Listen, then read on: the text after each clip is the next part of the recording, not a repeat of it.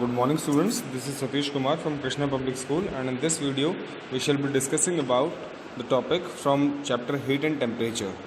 So students, basically क्या होता है, जो हीट होती है it is a form of energy. ठीक है, एनर्जी का ही एक फॉर्म है.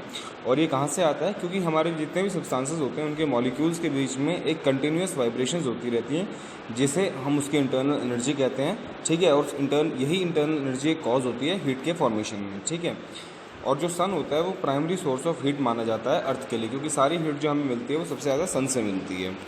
हमारी बॉडी को जैसे अगर हमें फील होता है कभी कभी हम कोई चीज़ ठंडी है या गर्म है, तो वो हमें किसकी वजह से फील होता है? वो हमारी सेंस ऑर्गन्स की वजह से या बेसिकली स्किन की वजह से होता है. जब हम किसी भी चीज़ को टच करते हैं तभी हम बता पाते हैं कि ये चीज़ ठंडी है या गर्म है.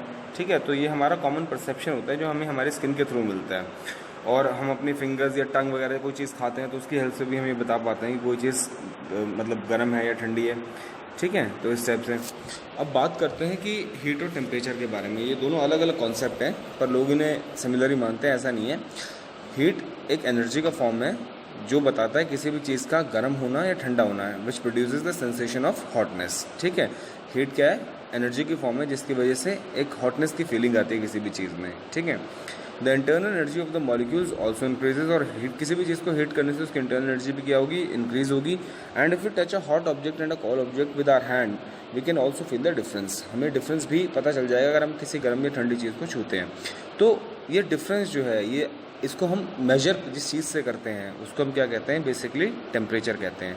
ठीक है, मतलब हीट एनर्जी के लेवल को मेजर करना किसी भी बॉडी जिस भी बॉडी को हम मेजर कर रहे हैं कि उसके अंदर कितनी हीट है या क्या जैसे भी है, तो उसके लिए हम एक यूनिट बेसिकली यूज़ करते हैं, एक स्टैंडर्ड यूज़ करते हैं जिसको हम टेम्परेचर बोलते हैं. The hotter the substance the higher is the temperature. जितना ज़्यादा हॉट होगी वो बॉडी उतना ही ज़्यादा उसका टेम्परेचर हाई होगा, और जितनी वो ठंडी होगी उतना उसका टेम्परेचर लो होगा. ठीक है, so heat can be defined as a energy transfer from one body to another due to temperature difference between them.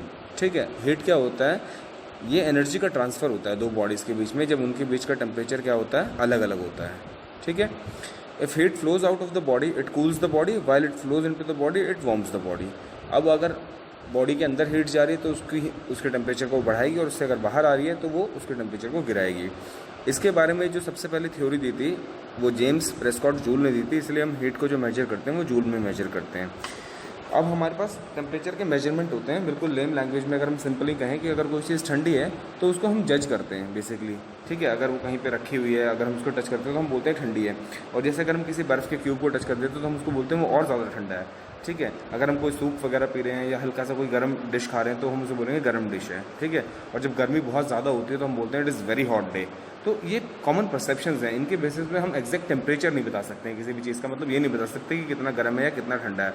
तो इसके लिए हमें क्या करना पड़ता है? एग्जैक्ट वैल्यू लेने के लिए टेम्परेचर की हमें एक डिवाइस की ज़रूरत पड़ती है जिसे हम कहते हैं थर्मोमीटर. ठीक है, थर्मोमीटर, इसका नाम थर्मोमीटर इसलिए पड़ा है क्योंकि it measures the therm means heat. ठीक है, तो हीट को मेजर करने की डिवाइस होती है उसको हम थर्मोमीटर कहते हैं.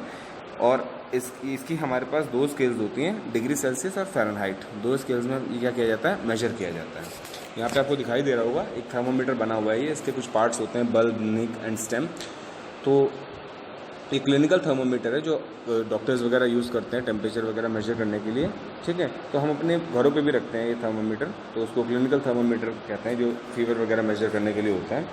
तो क्लिनिकल थर्मोमीटर एक लॉन्ग नैरो यूनिफॉर्म ट्यूब की तरह होता है, और इसमें ग्लास बल्ब होता है. सबसे नीचे जो आपको दिखा हुआ है मुड़ा हुआ जो पोर्शन से दिख रहा है इसका, इसे ग्लास बल्ब कहते हैं.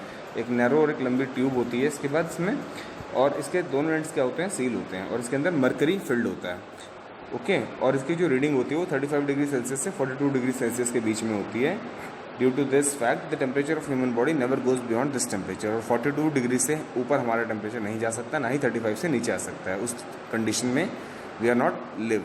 ओके, सो और ये जो नेट होता है यहाँ पे एक जो आपको पॉइंटेड सा नेट दिख रहा होगा, इसका क्या एडवांटेज होता है कि एक बार अगर हमारा जो मरकरी ऊपर राइज कर गया, टेम्परेचर कहीं पे ज़्यादा होगा, तो फिर वो वापस जल्दी से नीचे नहीं आएगा. तब तक हम क्या कर लेंगे? अपनी रीडिंग ले लेंगे. ठीक है, सो इस टाइप से हमारा थर्मोमीटर क्या होता है? वर्क करता है. इसका आपको जो बल्ब वाला पार्ट है उसको हम किसी भी चीज़ से अगर टच कराते हैं, जैसे अपने मतलब हमारे माउथ में डालते हैं जो डॉक्टर्स होते हैं, तो उसको वहाँ से टच करा के क्या होता है? वहाँ से हीट की सेंसेशन फील करता है, और मरकरी क्या होता है? ऊपर चला जाता है. ठीक है, जहाँ जैसे रीडिंग्स हैं ये, तो इन रीडिंग्स की हेल्प से क्या होता है? पता चल जाता है कि कितना बुखार है या क्या प्रॉब्लम है उसको. Okay, So this is what all about clinical thermometer, students. Thank you very much for listening me so far.